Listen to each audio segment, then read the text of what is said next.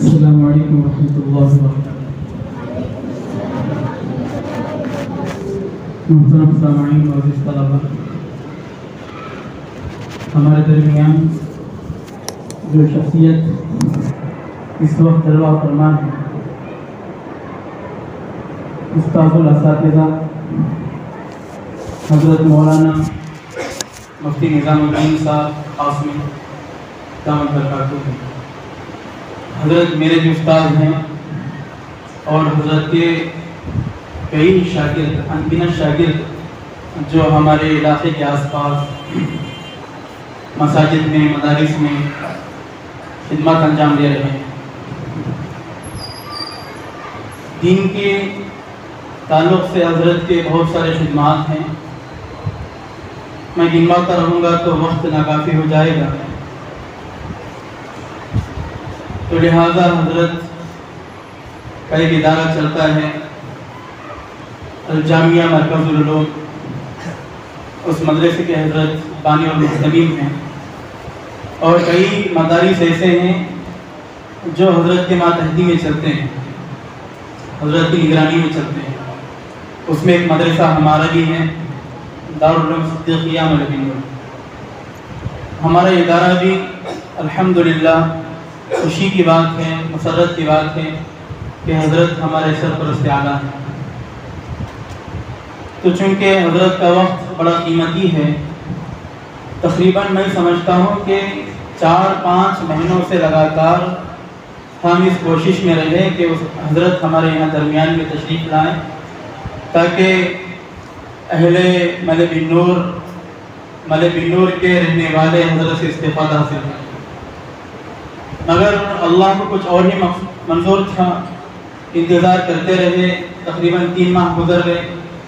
अब बड़ी मुश्किल से हज़रत अपना कीमती वक्त निकाल कर मुसलसल, हालांकि हज़रत सफ़र में हज़रत के असफार होते रहते हैं, कभी यहाँ कभी वहाँ, तो इन असफार के दरमियान से एक वक्त निकाल कर हज़रत हमारे यहाँ तशरीफ़ लाए। तो चूँकि मदरसे का भी काम था और हमने चाहा कि जब हज़रत आ ही रहे हैं तो एक मजलिस हो जाए मर्द हज़रात में, ख़वातीन में। अभी 3:30 बजे से लेकर असर तक ख़वातीन में हज़रत की मजलिस रही। अब अल्हम्दुलिल्लाह अब से लेकर इशा तक यहाँ मजलिस मुनक़िद है। तो लिहाजा बिना किसी ताख़ीर के मैं हज़रत वाला से गुजारिश करता हूँ कि हज़रत वाला अपनी कीमती नसाइह से हम सबको मुस्तफ़ीद फरमाएं।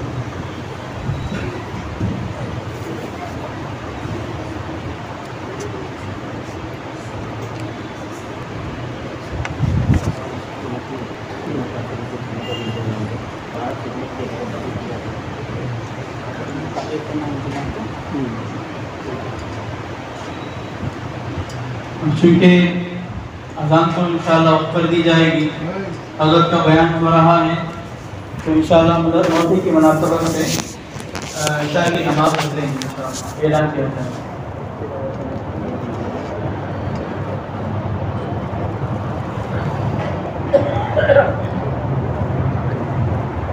अस्सलामु अलैकुम वरहमतुल्लाहि वबरकातुहू। अल्हम्दुलिल्लाहि रब्बिल आलमीन, इलाहिल अव्वलीन वल आखिरीन, वस्सलातु वस्सलामु अला सय्यिदिल अंबिया'i वल मुरसलीन व खातमिन नबिय्यीन व रहमतिल लिल आलमीन। क़द अफ़लह मन सद्दक़हु वक़द ख़ाब मन कज़्ज़बहु व अला कुल्लि मन दआ बिदअवतिही वस्तन्ना बिसुन्नतिही वहतदा बिहदीही इला यौमिद्दीन। अम्मा बाद फ़अऊज़ु बिल्लाहि मिनश शैतानिर रजीम। बिस्मिल्लाहिर रहमानिर रहीम। क़द अफ़लहल मुअमिनून। वक़ाल तआला क़द अफ़लह मन ज़क्काहा वक़द ख़ाब मन दस्साहा। वक़ाल नबी सल्लल्लाहु अलैहि वसल्लम मन अरफ़ नफ्सह अरफ़ रब्बह वक़ाल अलैहि सलातु वस्सलाम अल ईमानु हाहुना अल ईमानु हाहुना अल ईमानु हाहुना सलासन अल्लाहुम्मा अय्यिदना बितअयीदिक अल्लाहुम्मा अय्यिदना बितअयीदिक अल्लाहुम्मा अय्यिदना बितअयीदिक या रब्बल आलमीन। मुहतरम मुअज़्ज़ज़ हज़रात उलमाए किराम, प्यारे भाइयों, इस वक्त हम लोग जिस ज़माने पर से गुज़र रहे हैं वो ज़माना ज़मानों में बड़ी आज़माइश का ज़माना है। जितने ज़माने पिछले गुज़रे हैं इन तमाम ज़मानों का अगर जायज़ा लिया जाए, ये जो आखिर का 20 साल का ज़माना है ये इंतहाई आज़माइश का ज़माना है। इससे पहले दौर में इतने ज़्यादा फितनों का ज़माना शिकार नहीं हुआ जितने ज़्यादा फितनों का शिकार ये ज़माना हुआ है। ये अल्लाह का भी अजीब हमारे साथ मामला है, इम्तिहान है, इख्तिबार है, अल्लाह के तरफ से एक आज़माइश है। क्या हमें अल्लाह आज़माना चाहता है इस दौर के लोग इस ज़माने में इम्तिहान कैसे देते हैं। एक तरफ अगर हमारे ईमान पर हालात हैं, दूसरी तरफ हमारे आमाल पर हालात हैं, एक तरफ हमारे अक़ाइद पर हालात हैं, दूसरी तरफ ख़त्मे नबूवत पर हालात हैं, एक तरफ हमारे अखलाक पर हालात हैं, दूसरी तरफ हमारे अशिया पर हालात हैं, एक तरफ हमारी खलवत की ज़िंदगी में हालात हैं, दूसरी तरफ हमारी जलवत की ज़िंदगी में हालात हैं, एक तरफ हमारी इज़्दिवाजी ज़िंदगी में हालात हैं, दूसरी तरफ हमारी इनफिरादी ज़िंदगी पर भी हालात हैं। कौन सी ज़िंदगी का शुअबा, ज़िंदगी का कौन सा रुख, ज़िंदगी का कौन सा हिस्सा, ज़िंदगी की कौन सी घड़ी आज़माइश से खाली है, अगर हम गौर करें सिर्फ हमारे सामने वो घड़ी नज़र आएगी जिस घड़ी हम अल्लाह के दर पे होते हैं। सिवाय इस दर पे कोई भी दर हमें आज़माइशों से बचा नहीं सकता। सिवाय इस महफ़िलों के कोई भी महफ़िल हमें आज़माइशों से बचा नहीं सकता। सिवाय इन घड़ियों के जो घड़ी अल्लाह के ज़िक्र में, नबी के फ़िक्र में हम गुजार देते हैं, इसके अलावा कोई भी घड़ी हमें आज़माइशों से बचा नहीं सकता। आप ज़िंदगी के तमाम जितनी मशगूलियतें हैं इन सब पर एक नज़र दौड़ा लीजिए, थोड़ी देर बैठिए, गौर कीजिए और सोचिए कोई है जहाँ पर मैं पनाह ले सकूं, कोई है जगह जहाँ पर मैं महफूज रह सकूं, कोई है जहाँ पर मैं अपनी औरतों को अखलाकी एतबार से, किरदार के एतबार से, सोच के एतबार से, फ़िक्र के एतबार से महफूज कर सकूं। तो आपको सिवाय दीन के कोई भी जगह जाए पनाह नहीं मिलेगी। कोई भी जगह जाए पनाह नहीं मिलेगी। मशरिक़ व मगरिब, शुमाल व जुनूब के लोग जो इन तमाम नेमतों से महरूम हैं, इन तमाम नेमतों से, जिनके पीछे यूरोपियन कल्चर ऐसा पड़ा हुआ है, ऐसा पड़ा हुआ है, ऐसा पड़ा हुआ है, वो हैं किसी और ज़ुबान के बोलने वाले, वो हैं किसी और माहौल के रहने वाले, लेकिन यूरोपियन कल्चर ने उनको अंग्रेज़ बनाकर छोड़ दिया। मर्द भी, औरतें भी अंग्रेज़ बन गए। अब उस अंग्रेज़ी माहौल में रहकर कोई एक बंदा या बंदी ये सोच रहे हैं कि मेरे बच्चों का फ्यूचर क्या होगा, मेरे बच्चों का कल्चर क्या होगा, मेरे बच्चों का माहौल क्या होगा, मेरे बच्चों के एतबार से आगे का ज़माना क्या होगा। ये अहबाब सोचते सोचते सोचते सोचते आखिर में उनको जो पनाहगाह नज़र आए वो सिर्फ दीन और दीन का काम, दीन और दीन का काम। इसीलिए मैं कहा करता हूं भाई, हिंदुस्तान में रहकर दीन के कदरदान कोई नहीं बन सकता। जरा जाओ मुल्कों का सफ़र करो, पता चलेगा हिंदुस्तान हमारे लिए कितनी बड़ी नेमत है। हिंदुस्तान हमारे लिए कितनी बड़ी नेमत है। ज़रा चलो उज़्बेकिस्तान चलो, कज़ाकिस्तान चलो, किर्गिस्तान चलो, जितने स्थान हैं तमाम स्थानों का गश्त कर लो, फिर आ जाओ आप उस जगह पर जहाँ पर नूह अलैहिस्सलाम की औलाद हिंद ने इसको आबाद किया, जिसकी वजह से इसका नाम हिंदुस्तान पड़ा।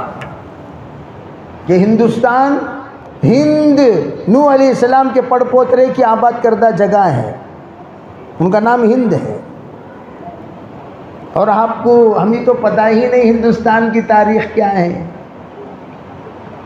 हिंदुस्तान की तारीख़ क्या है, हिंदुस्तान की फजीलत क्या है, हिंदुस्तान का मकाम क्या है, हिंदुस्तान का मर्तबा क्या है। अगर हमसे पूछो, हम लोग इसके एतबार से नील हैं, नील। आपको मालूम होनी चाहिए, अल्लाह ने जन्नती इंसान को जब दुनिया में उतारने का फैसला किया, वो सबसे पहली सरजमीन जो जन्नत से मिलती जुलती नज़र आई, वो अल्लाह को हिंदुस्तान की सरजमीन दिखाई दी। सबसे पहला इंसान बशक्ल आदम अलैहिस्सलातु वस्सलाम जिस वक्त नाजिल हुए, तो वो उनके लिए मुंतखब शुदा ज़मीन हिंदुस्तान की है।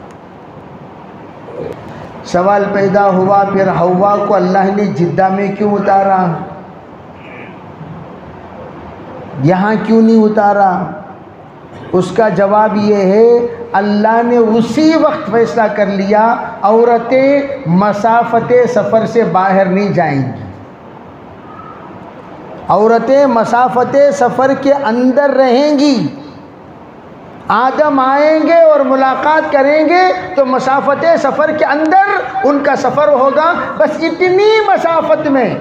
और उस ज़माने में मसाफ़ते सफ़र मक्के से जिद्दा हुदूद ही के अंदर था।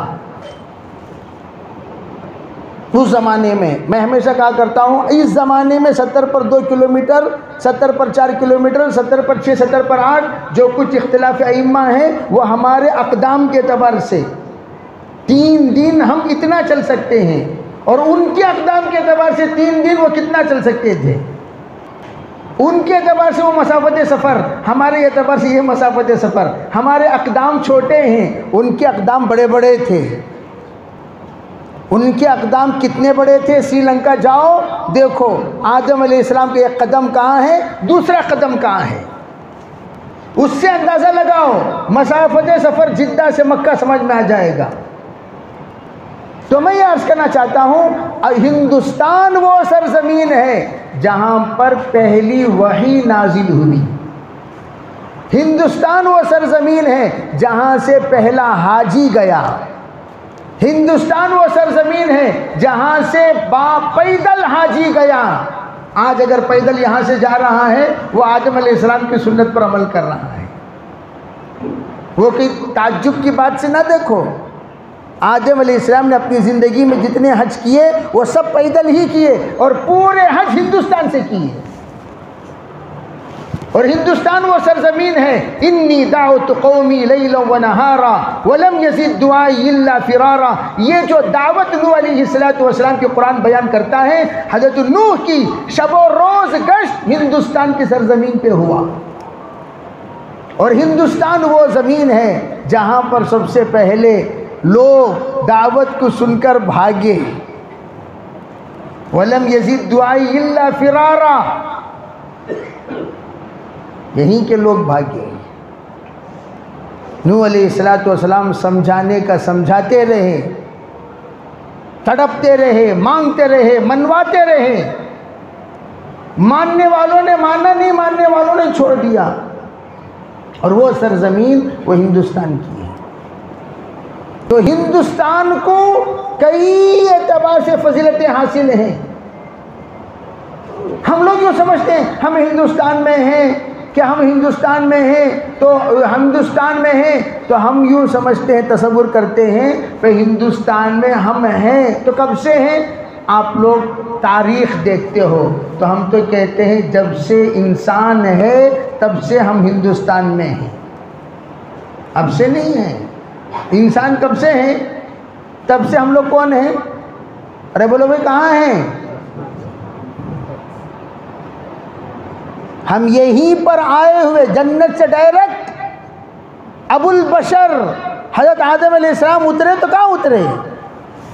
हज़रत मौलाना इनामुल हसन साहब रहमतुल्लाहि अलैह ने श्रीलंका में इज्तिमा के बाद जिस वक्त वो मकाम पर पहुँचे जहाँ पर हज़रत आदम अलैहिस्सलाम के निशानात कदम हैं, वहाँ देखने के बाद हज़रत वापस आकर साथियों से पूछा, अरे भाई आदम अलैहिस्सलाम यहीं तशरीफ़ लाए थे? जी हज़रत आदम अलैहिस्सलाम की औलाद भी यहीं रही होगी। जी हाँ। अरे भाई आजकल आदम अलैहिस्सलाम की औलाद में से कोई है? तो साथियों ने कहा नहीं हज़रत, कौन भी नहीं है, कौन भी नहीं। तो हज़रत ने पूछा अच्छा फिर तुम लोग कौन हो? आदम अलैहिस्सलाम की औलाद में से कौन भी नहीं बोले तो तुम्हें लोग कौन भाई? कौन है हम लोग? हम आदमीयुन। आदम अलैहिस्सलाम की निस्बत हर आदमी के साथ है। आदमी क्या है? वो आदमी है हकीकत में, यानी आदम की औलाद, आदम की औलाद, आदम की औलाद। इसी वजह से हमें आदमीयुन कहा जाता है। आदमी हम आदमी बना दिए, वो है आदमी यानी आदम अलैहिस्सलाम की औलाद। तो मैं ये अर्ज़ करना चाहता हूँ ऐसी सरज़मीन पर जहाँ पर अल्लाह ने आदम अलैहिस्सलाम, उस मुल्क के हम रहने वाले, गोया आबा व अजदाद ज़माने क़ब्ल से हम सब मुसलमान हिंदुस्तान के बाशिंदे हैं। बल्कि दुनिया में इस्लाम आया ही हिंदुस्तान में पहले। उठाकर देखो तारीख़, इस्लाम हर उस मज़हब को कहते हैं जिसकी दावत लेकर अम्बिया तशरीफ़ लाए। इन्नद्दीन इंदल्लाहिल इस्लाम।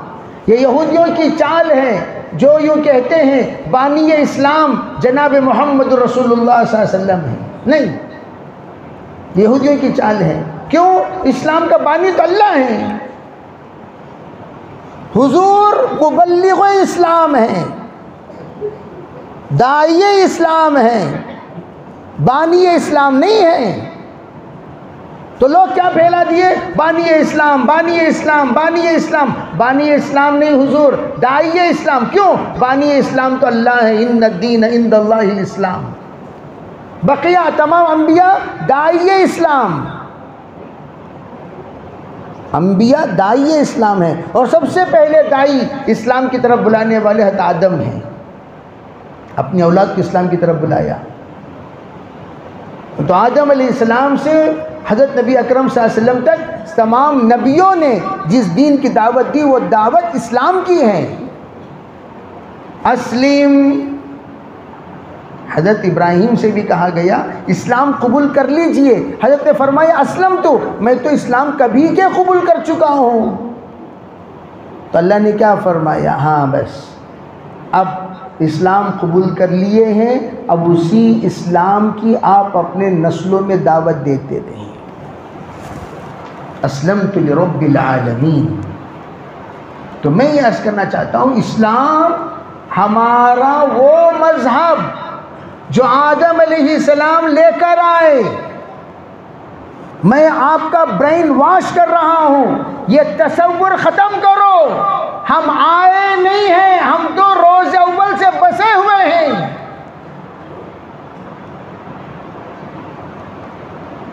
आए कहाँ से भाई? हम तो रोज़ अव्वल से यहीं के हैं, यहीं के बसे हुए हैं। तारीख पढ़ो, तारीख जब भूल जाओगे हिम्मतें पस्त हो जाएंगी, बुज़दिल हो जाओगे, नादान हो जाओगे, जाहिल हो जाओगे, कमज़ोर हो जाओगे। इसीलिए तारीख सबसे बड़ी ताकत कहलाई जाती है। मैं इसीलिए पूछता हूँ स्कूल फंक्शंस में, जब भी हम लोग अगस्त में या 26 जनवरी में जाते हैं तो हम पूछते हैं, हाँ भाई तुम लोगों की तारीख 1857 से है। मैं पूछता हूँ अंग्रेज़ आया कब? 1601 में। तुम्हारी तारीख शुरू हो रही कब? 1857 में। मैं ये पूछ रहा हूँ 16, 17, 18, 250 पर 7 साल क्या कर रहे थे? 250 पर 7 साल कर क्या रहे थे?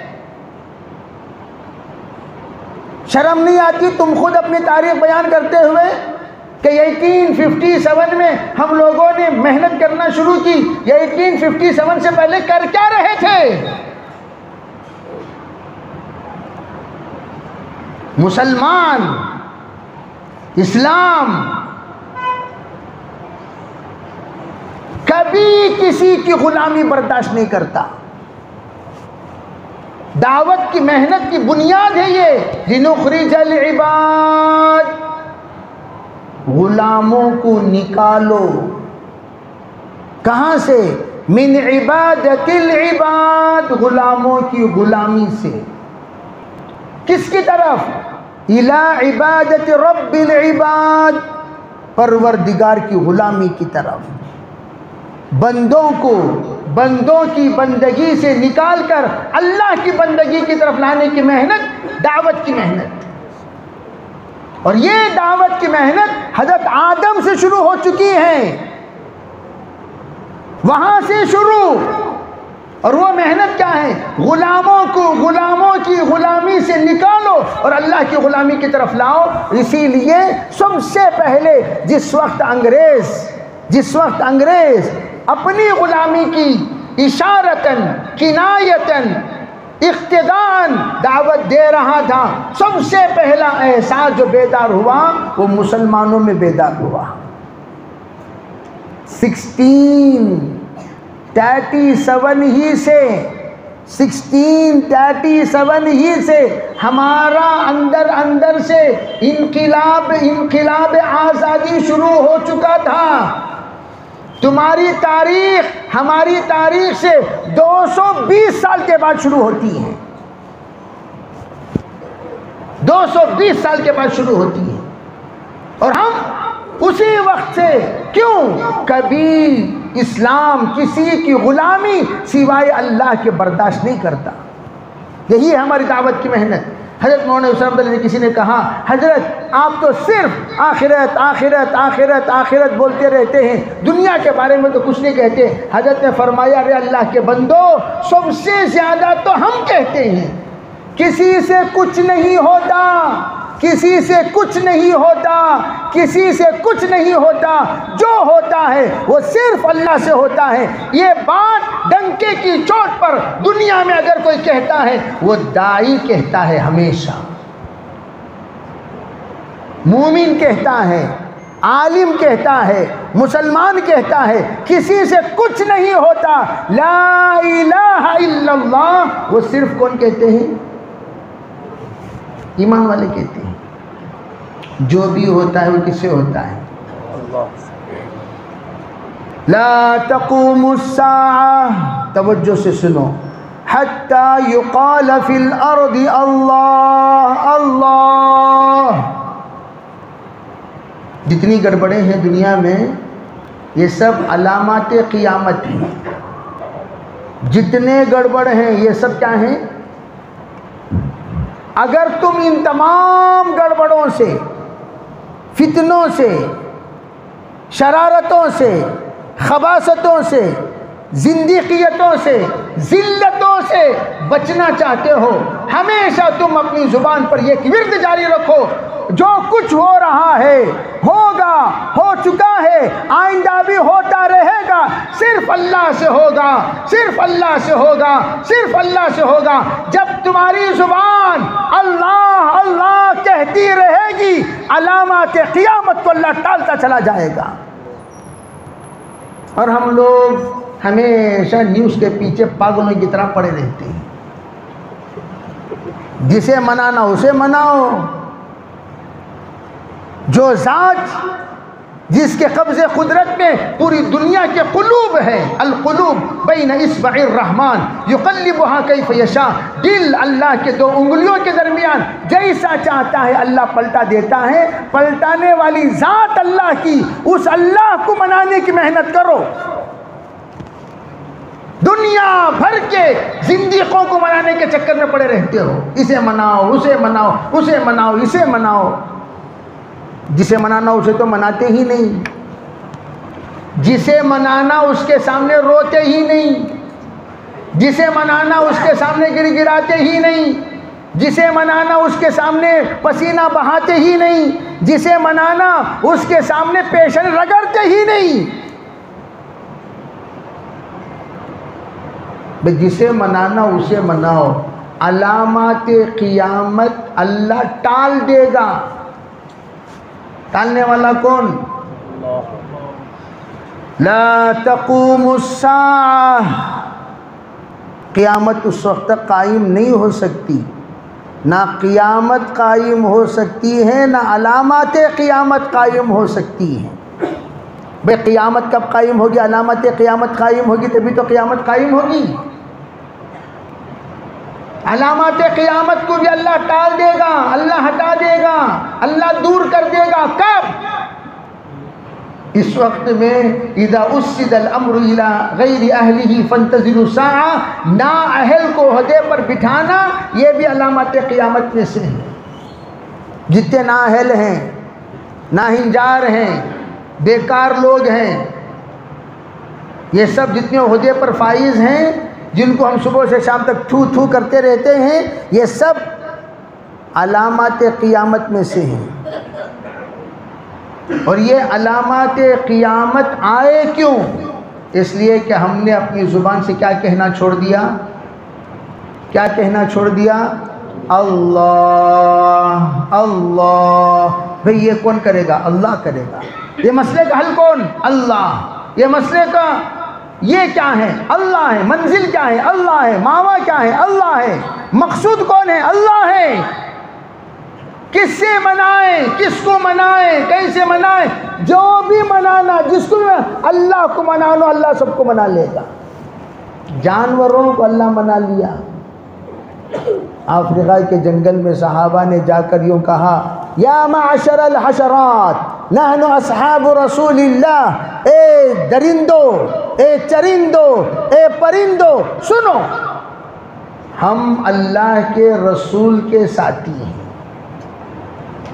हम आए हुए हैं इस वक्त आगे मंजिल है, वहाँ तक पहुँचना है। आज रात हम यहाँ क़याम करना चाहते हैं, तुम लोग यहाँ टरटराते हुए हंगामा करते हुए, दंगा फसाद करते हुए फिरते रहते हो, हमारी नींद में खलल होती है।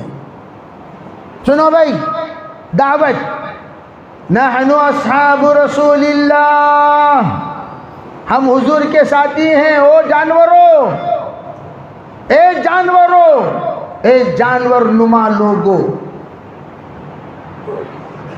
उस ज़माने में जानवर, इस ज़माने में जानवर नुमा ह्यूमन बींग्स हैं, वो एनिमल्स, वाइल्ड एनिमल्स, लेकिन शक्ल कैसी है? लाइक ए ह्यूमन बींग, इंसान नुमा दरिंदा।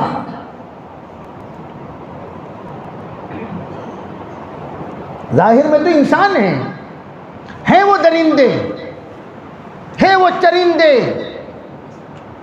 उनको क्या कहो?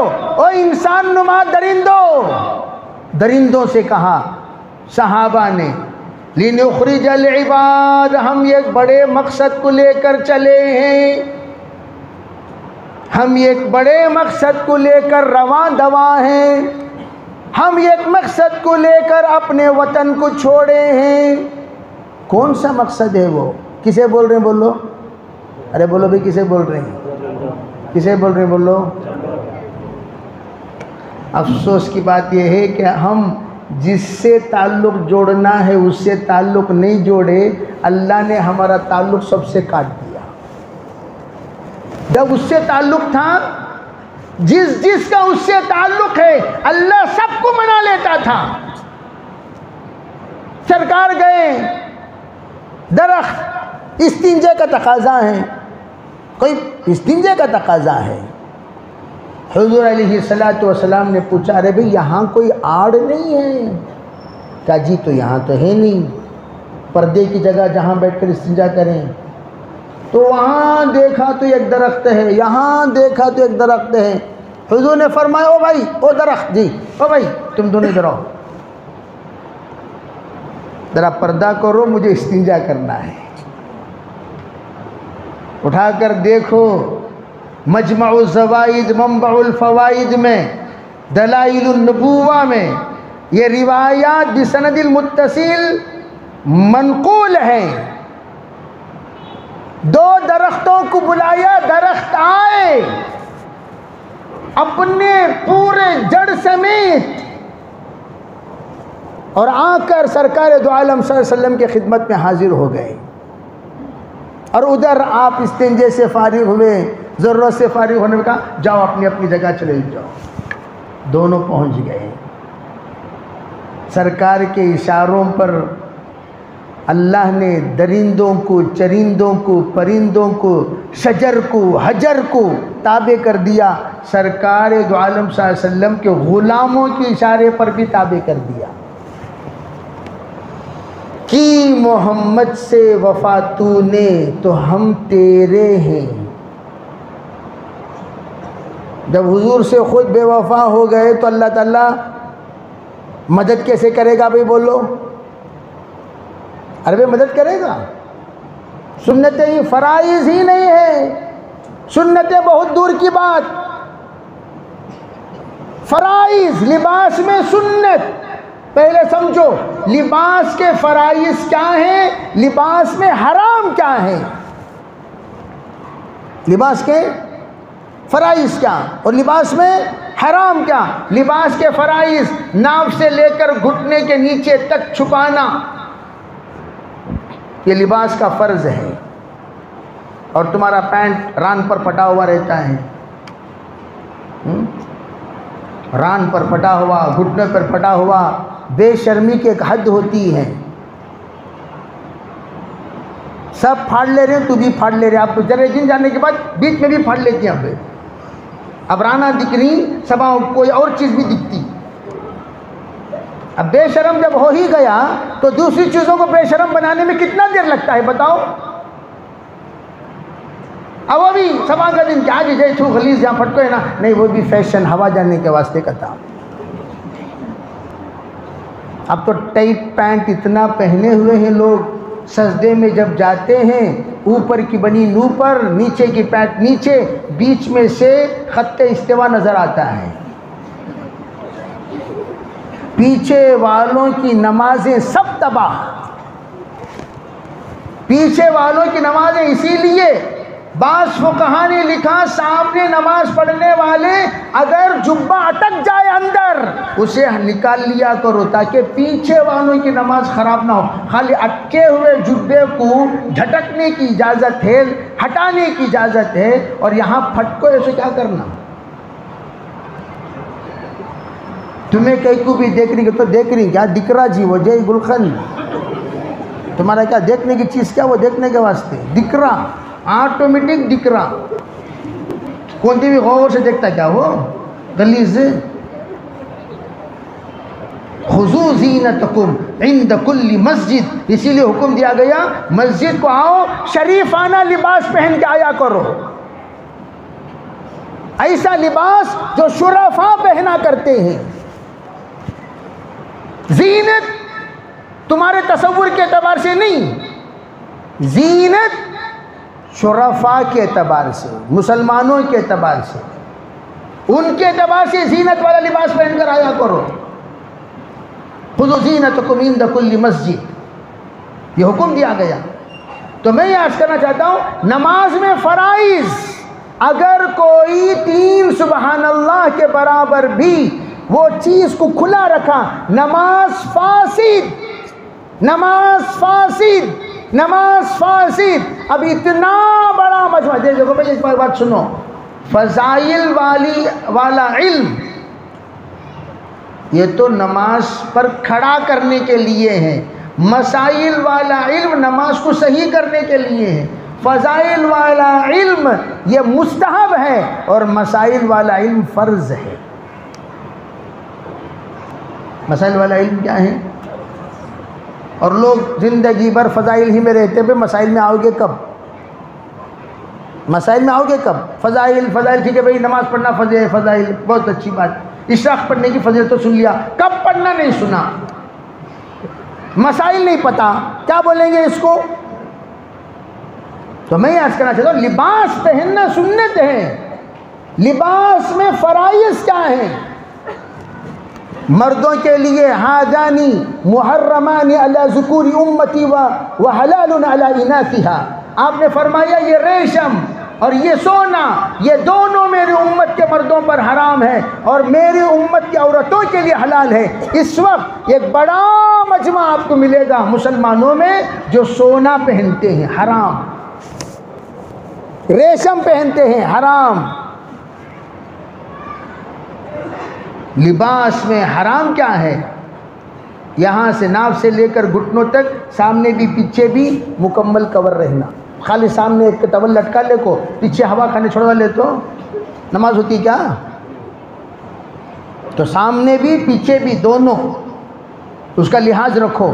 दूसरी बात, टखने के नीचे पहनना हराम, टखने के नीचे पहनना हराम, इसबालुल इज़ार कहते हैं। आप अलैहिस्सलातु वस्सलाम ने फरमाया, मन जर्रा सौबहु खुयला, जो शख्स तकब्बुर से अपने टखने के नीचे पैजामा, जुब्बा, लुंगी कुछ भी लटकाता हुआ फिरता है तो वो हिस्सा सीधे जहन्नम में चला जाएगा। मा अस्फल मिनल काबैन मिनल इज़ारि फिन्नार, तो उसे टखने के नीचे नहीं। हज़रत मौलाना मशीउल्लाह खान साहब रहमतुल्लाह अलैह फरमाया करते थे, तुम मुझे शहीद कर दो, गोली से उड़ा दो, तब भी मैं ये कहता रहूँगा टखनी के नीचे जुब्बा पहनना हराम है, एक मुश्त से नीचे दाढ़ी कतरवाना हराम है। इससे मेरे अजीज़ भाइयों, मैं दिल से आपसे कह रहा हूँ, सिर्फ आप फ़राइज़ का एहतमाम कर लें, सुन्नतों का एहतमाम कर लें और अल्लाह पर सब बोझ डाल दें। अल्लाह अपने खुसूसी ऐसी मदद और नुसरत शामिल हाल कर देगा आपके मामलात में, आप तसव्वुर भी नहीं कर सकते। मन हफिज़ सुन्नती अकरमहुल्लाहु बिअरबइ खिसालिन अल मुहब्बतु फ़ी क़ुलूबिल बररा वल हैबतु फ़ी क़ुलूबिल फजरा। फरमाया बस सुन्नतों की हिफाजत का एहतमाम करो, अल्लाह रब्बुल इज़्ज़त नेक के दिलों में मोहब्बत और बुरे के दिलों में हैबत पैदा कर दी। पैदा करने वाली ज़ात किसकी है? पैदा करने वाली ज़ात किसकी है? इसके लिए आज बड़े हो या छोटे, पढ़े लिखे हो या अनपढ़, सबके लिए एक ही हुक्म है, सुन्नतों का एहतमाम घरों में। सुन्नत में सबसे बड़ी हिफाजत है। और आज हम सुन्नतों को छोड़ दिए। ला इलाहा इल्लल्लाह है, मोहम्मद रसूलुल्लाह नहीं है। ला इलाहा इल्लल्लाह है। मैं अभी जुमे में बता रहा था, सल्लु कमा रअयतुमूनी उसल्ली, एक जमात ये रिवायत को लेकर नमाज की शक्लों पर इतना ज़ोर देती है, हाथ यहाँ बनना, क़िरात ऐसा करना। मैंने कहा नमाज की शक्लों पर तो तवज्जो बहुत देते हो, लेकिन नमाज की कैफियत, सल्लु कमा रअयतुमूनी उसल्ली सूरतन व सीरतन, सिर्फ शक्ल तो बनाने की बड़ी मेहनत, लेकिन सरकार किस तरह की खुशू से नमाज पढ़ते थे, कैसा खुशू था आपका, सहाबा के खुशू कैसा था, सहाबा कैसे नमाज पढ़ते थे। उलमा क्या फरमाते, सरकार ने जो 3 मरतबा वापस भेजा, फर्जी फसल्ली फ़इन्नक लम तुसल्ली, फर्जी फसल्ली फ़इन्नक लम तुसल्ली, फर्जी फसल्ली फ़इन्नक लम तुसल्ली, कहा कि पहली मरतबा शक्लन आपने वापस भेजा है, दूसरी मरतबा आपने एतदाल के ना होने की वजह से वापस भेजा है, तीसरी मरतबा खुशू के ना होने की वजह से वापस भेजा है। शुर्राह तो अलग अलग एतबार से तशरीह करते हैं, सब नमाज सुन्नत के मुताबिक पढ़ो बोल को तरगीब देना, 26 मरतबा खुजाना, खाली शक्लन बस काफ़ी है क्या? शक्लन का सिफतन कौन करेगा भाई? खौफ का है नमाज में, खशियत का है नमाज में। तो मैं ये अर्ज करना चाहता हूँ, ये एक अम्र तो हम सुनते हैं, दूसरा अम्र हम छोड़ देते हैं। सालन में खाली नमक नहीं तो चीखा, बम्बड़ियाँ, हंगामा। क्या जी शादी कर लेगा इस होते में, उसे नमक डालने नहीं मालूम क्या जी, खाली नमक। हमारी नमाज जो हो रही है, ला हौला वला कुव्वत इल्ला बिल्लाह, पकवान में एक नमक की कमी बर्दाश्त नहीं कर रहे हैं। हमारी नमाज को अगर सुन्नत की कसौटी पर, शरीयत की कसौटी पर, अहकाम की कसौटी पर, आदाब की कसौटी पर रखकर अगर फिल्टर किया जाए, किसी एक कसौटी में भी हमारी नमाज टिकेगी ही नहीं, सब झड़ जाएगी। कितने नंबरां दे रही, शक्ल के एतबार से, कैफियत के एतबार से, सूरत के एतबार से अगर हम पूछें तो हमारे उस कसौटी में नमाज टिकती क्या भाई? पूरी नमाज झड़ जाएगी, पूरी नमाज उतर जाएगी, पूरी नमाज ख़त्म हो जाएगी। इसलिए आज हमारी दुआएं क्यों कबूल नहीं हो रही हैं? सुनो, वो भी सुनो। आज हम में से अक्सर सूदखोर हो गए। कैसे? गाड़ी लोन, घर lease, home loan, education loan, अब तो चलते चलते मेडिकल इंश्योरेंस। बाज़ लोग ना जानबूझकर लाइफ इंश्योरेंस, हल्लो बेगम को लाखों दे डाले, मैं मरगा कर बोलेगा तो तू गई का तो 40 लाख रुपए मिल जाती हैं तुझे। जब पूरे इंश्योरेंस में हमें लोग डुबको रहे तो दुआ कहाँ से कबूल होती? अल्लाह भी कहता है चलो इंश्योरेंस कर लिया, नहीं मरो, इंश्योरेंस का पैसा मिलती मरो, मैं क्या कोई मदद करना, मरो, 40 लाख रुपए मिलते ना। जब तू भी नहीं रहेगा, उन्हें भी नहीं रहेगी, लेगा कौन?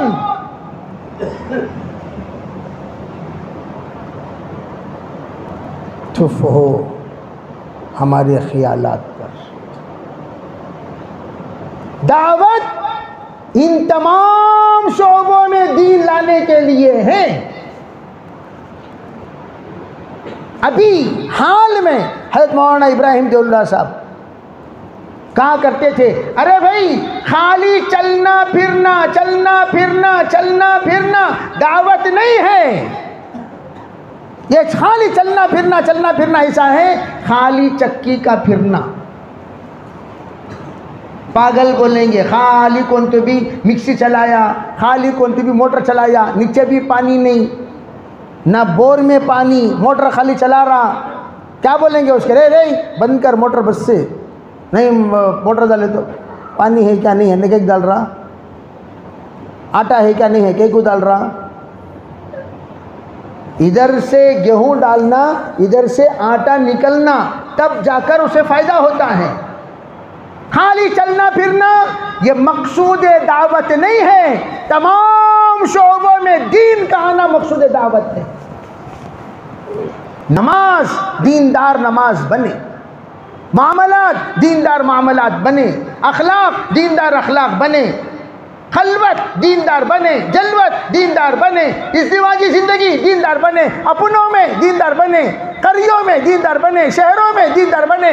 100% नमाजी एक करिया हम बता सकते हैं अपने पूरे गाँव में नहीं बता सकते। अदना दर्जा दावत की मेहनत का 100% नमाजी बने, अदना दर्जा।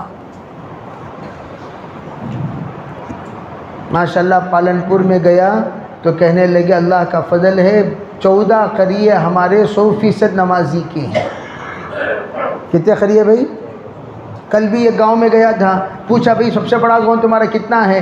230 घर का। छोटा गांव कितना है? 40 घर का। अरे भाई 100% नमाजी हैं किसी गांव में नहीं।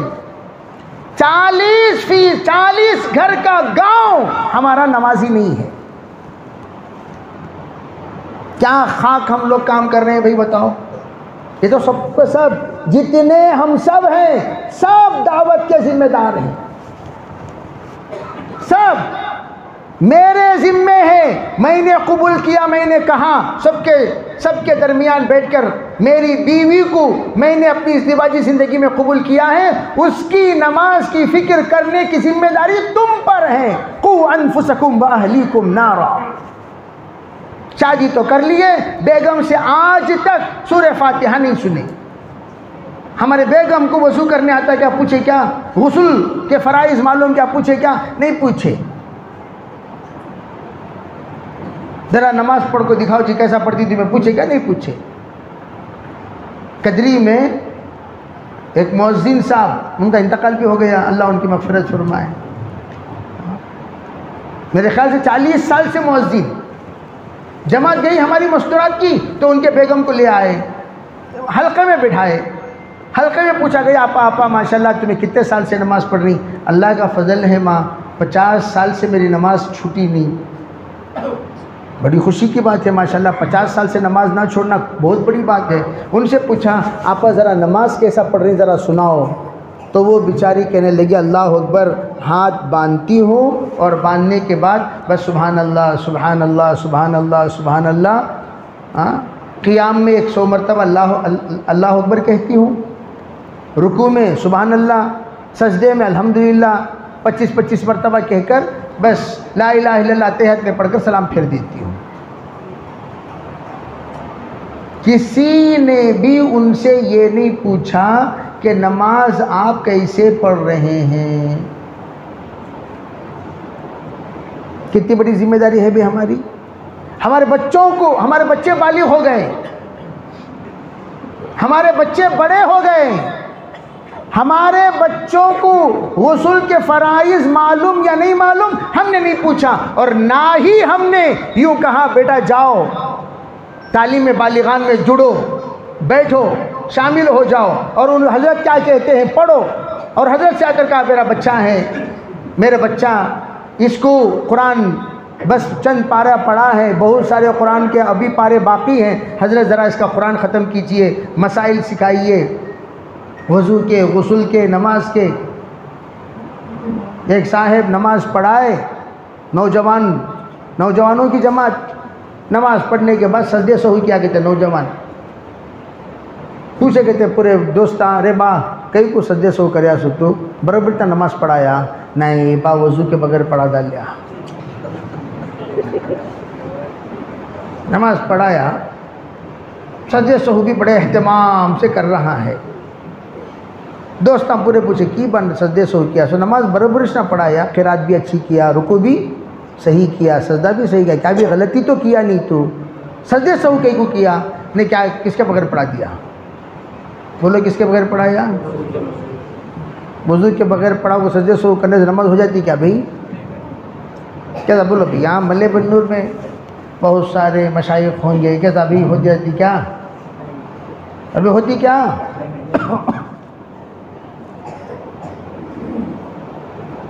हैरत की बात यह है, हुज्जाज हज से वापस आए, एक बड़ा मजमा, जिनसे वापस आने के बाद पूछा गया अरे भाई तुम लोग हज को गए ना, हज की नीयत करे क्या? नीयत इस नहीं करे, एहराम बांध ले चले गए सीधा, जबकि फ़र्ज़ है, फ़राइज़। इसलिए मैं अर्ज़ करना चाहता हूँ कि हम लोग नीयत ये करें कि हमारे औरतों को फ़र्ज़ सिखाना हम पर फ़र्ज़ है, खुद फ़र्ज़ सीखना हम पर फ़र्ज़ है, नौजवानों को फ़र्ज़ सिखाना हम पर फ़र्ज़ है। ये तमाम फ़राइज़ वाला इल्म फ़र्ज़ है और इन तमाम फ़राइज़ की तरफ तवज्जो देना भी फ़र्ज़ है, वरना हम अधूरे। इसलिए तमाम इस बात की नीयत, इस बात की कोशिश, इस बात का निज़ाम, इस बात की तरतीब कि हम अपने पूरे इलाके में फ़राइज़ का निज़ाम बनाएंगे, सब करेंगे भाई इंशाअल्लाह। और उसके लिए एहसास बेदार करने के लिए देखो हलाल और हराम की तमीज़ कैसे पैदा होगी? अल्लाह का खौफ दिल के अंदर पैदा हो तभी। वो दिल एहसास वाला अगर दिल रहेगा, हलाल और हराम की तमीज़ करने वाला बन जाएगा। वो एहसास वाला दिल पैदा करने के लिए जिक्र करो, रोज़ाना जिक्र, किबला रुख बैठो सब साथी, बैठने के बाद अल्लाह से कहो या अल्लाह मेरा दिल बड़ा गंदा हो चुका है, बहुत सारी गंदगियों का ढेर पड़ा हुआ है, उन ढेर को निकाल दो और तमाम मारिफत को, खौफ व खशियत को, रहमत व बरकत को दिलों में बसा दो। परवरदिगार इसके लिए मैं आपका नाम ले रहा हूँ, मेरे दिल को पाक फरमा। हज़रत शेखुल हदीस ज़करिया साहब रहमतुल्लाहि अलैहि हमेशा ज़िक्र से पहले दुआ पढ़ाते थे, अल्लाहुम्मा तह्हिर क़ल्बी अन गैरिक व नव्विर क़ल्बी बिनूरि मारिफतिक। क्या दुआ पढ़ाते थे? अल्लाहुम्मा तह्हिर क़ल्बी अन गैरिक, या अल्लाह तेरे अलावा जो जो मेरे दिल में बस चुके हैं सब से मेरे दिल को पाक फरमा। वो नव्विर क़ल्बी बिनूरि मारिफतिक, तेरी मारिफत का नूर से मेरे दिल को भरपूर फरमा। अब हज़रत इस बात तो नफ़ी का जिक्र सिखाया जाए, ला इलाहा इल्लल्लाह, ला इलाहा इल्लल्लाह। ज़ोर ज़ोर से सर हिलाने की ज़रूरत है, ज़रा लाइट से। ला के वक्त में नियत करना मेरे अंदर से बाहर निकाल दे, इल्लल्लाह तेरे नूर को दिल में बसा दे, ला इलाहा इल्लल्लाह, ला इलाहा इल्लल्लाह, ला इलाहा इल्लल्लाह। इसे कहते हैं तजदीद ईमान। इसे क्या कहते हैं? बोलो भाई, क्या कहते हैं इसको? तजदीद ईमान। जद्दिदू ईमानकुम बिक़ौली ला इलाहा इल्लल्लाह। तुम अपने ईमान के अंदर जिला पैदा करो, नूर पैदा करो, जिद्दत पैदा करो, क़ुव्वत पैदा करो। किसके ज़रिए से? ला इलाहा इल्लल्लाह के ज़रिए। किसके ज़रिए? अरे बोलो भाई किसके ज़रिए? अब तुम जब ला इलाहा इल्लल्लाह जब तुम तन्हा बैठकर घरों में करो, 100 मरतबा पढ़ो, फिर देखो झूठ बोलोगे, दिल बोलेगा फ़ोन उठाया, अस्सलाम वालेकुम, कांबा है, अब इन्हें बोलना चाह रहा है मैं मस्जिद में हूँ, हालांकि है कहाँ? बोलो कहाँ है? घर में। बोलना क्या चाह रहा है? दिल क्या चाह रहा है? बोलना क्या चाह रहा है? मस्जिद में हो। अब फ़ोन उठा दी, झूठ बोलना चाह रहा है, दिल ने घर में हूँ भाई। क्यों? दिल अब मलामत करने लगा, झूठ मत बोल। बच्चे नाता पढ़ते नहीं, झूठ मत बोलना, पढ़ते कि नहीं पढ़ते? झूठ मत बोलना, दिल यूं कहेगा झूठ मत बोल। अब कारोबार कितने में लिए ये देखे तो उनकी कन्नाडी आया हुआ है, जी चाह रहा है 200 रुपये पिना डाल लूँ, अब नहीं भी 150 रुपये दे लो बस। लिया 100 रुपये को, दे रू 150 रुपये को, बस दिया। दिल सच बोलने की तरगीब देगा। ये सच जिस दिन हमारी जुबानों से निकलने लगे, अल-किज़्बु युहलिक अस्सिद्क़ युनजी, नजात अल्लाह देना शुरू कर देगा।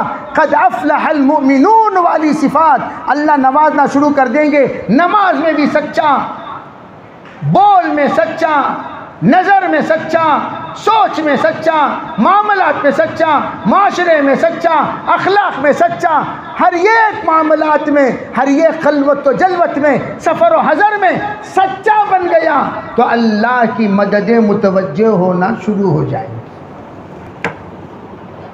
कूनू मास सादिकीन, सच्चों की जमात बनेगी, तलाश करने की ज़रूरत नहीं। ऐन सादिक़ून, ऐन सादिक़ून, ऐन सादिक़ून, अरे सच्चे कहाँ हैं, सच्चे कहाँ हैं, सच्चे कहाँ हैं?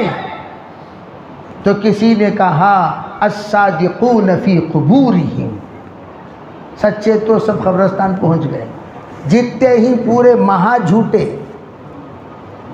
लेवल के एतबार से कोणते भी 10% झूठा गतो, कोणते भी 90% झूठा।